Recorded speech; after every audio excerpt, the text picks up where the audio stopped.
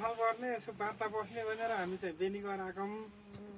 बेनीमा के भयो, के चाहिँ छलफल भयो भन्ने विषय चाहिँ हाम्रो गाउँपालिका अध्यक्षज्यूले चाहिँ हामीलाई ब्रिफिङ गरिदिनुहुन्छ। यो बागलुङ र म्याग्दीको सिमाना यो सोलेमा चाहिँ छौँ अहिले हामी। यो सोलेको चाहिँ सिमाना पनि परेको हिसाबले र यो सोले डाँडा चाहिँ सम्भावित चाहिँ पर्यटकीय सम्भावना भएको हिसाबले यहाँ पर्यटन पूर्वाधारका कामहरू कमानखाउँ ढोला गाउँपालिकाले 2074 सालको निर्वाचनपछि नै चाहिँ यहाँ थुप्रै संरचनाहरू निर्माण गरिएको छ। अब हामीले निर्माण गरेको संरचना हाम्रो चाहिँ क्षेत्रमा चाहिँ हाम्रो भूगोलमा हाम्रो पालिकाको भूगोलभित्र हामीले चाहिँ संरचनाहरू निर्माण गरेको अहिले पछिल्लो समयमा चाहिँ म्याग्दीको मालिका गाउँपालिकाले पनि यो सोले क्षेत्र चाहिँ हाम्रो भनेर चाहिँ केही दाबी गरेको चाहिँ हामी चाहिँ छ र यहाँ चाहिँ सीमामा हाम्रो सीमा मिच्ने गरी केही चाहिँ पूर्वाधारहरू निर्माण गर्ने कोसिस गरिरहेको अवस्था चाहिँ छ। यो विषयमा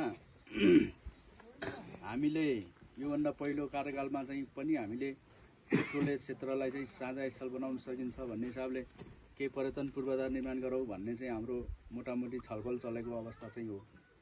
र अहिले आएर चाहिँ पछिल्लो समयमा चाहिँ अहिलेको अध्यक्षले पहिलो गतिविधि चाहिँ उहाँले के गर्नुभयो भने यो सोलेमा चाहिँ आएर सारी गार्ने चाहिँ काम गर्नुभयो। ढुङ्गाको सारी उताका भन्नु र यता गएर सारी गार्ने काम चाहिँ गर्नुभयो।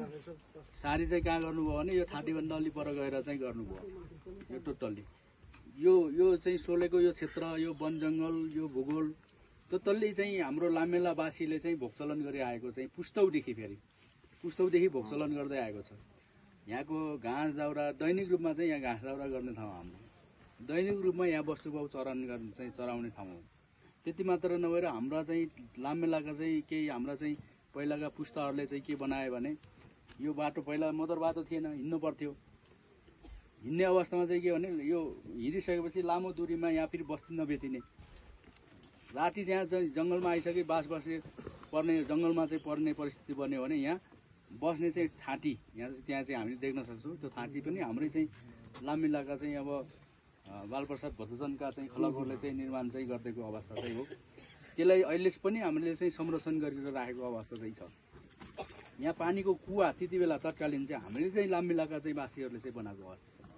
यहाँ देउराली चाहिँ छ, देउराली हामीले चाहिँ लेक चढ्दा बेला गोठ जाँदा बेला यहाँ चाहिँ देउराली पनि हामीले चाहिँ लामिलावासीले बनाएको अवस्था छ। यहाँ देउरालीमा चाहिँ ध्वजापता चराउने होइन फुलपाती चराउने चाहिँ चलन छ नि त हाम्रो लेक चढ्दा बेला, त्यो पनि बनाएको अवस्था चाहिँ छ।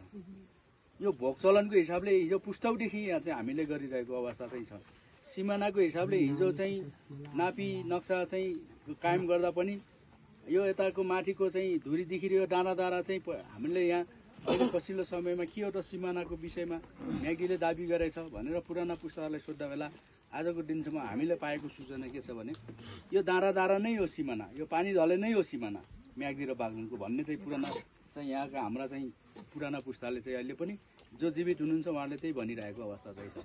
र यो डाँडामा कहाँनिर छ यो पिल्लर गाडेको छ, त्यहाँ नम्बर गरेर होइन यति नम्बरको पिल्लर यहाँ छ भनेर गाडेको छ। त्यो कहाँ गाडेको छ भने त्यो सम्बन्धित चाहिँ मान्छे आगोलाई मात्रै थाहा होला त्यो माटो मुनि छ भन्ने चाहिँ छ होइन।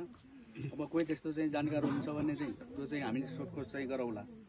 अहिले चाहिँ म्याग्दीले यो दाबी गरिसकेपछि त्यो सारी गाडिसकेपछि सारीको अवस्था के हुन्छ भने हामी दुई भाइ छुट्टिन भने खेतको चाहिँ सार सिमाना हुन्छ नि त, दुई भाइले लौ तेरो यति भयो मेरो यति भयो भनेर दुईवटा भाइ सहमति गरेर सार सिमाना चाहिँ त्यो चाहिँ ढुङ्गा गाड्ने चाहिँ चलन छ नि त।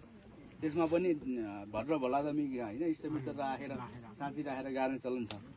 तर हाम्रो चाहिँ मालिका गाउँपालिका अध्यक्षको टोली आएर के गर्नुभयो भने एक पक्षी रूपमा हामीलाई सम्पर्कै छैन, वडा चाहिँ अध्यक्षज्यूलाई जानकारी छैन, मलाई चाहिँ गाउँपालिका कार्यालयमा हामी चाहिँ म अध्यक्ष छु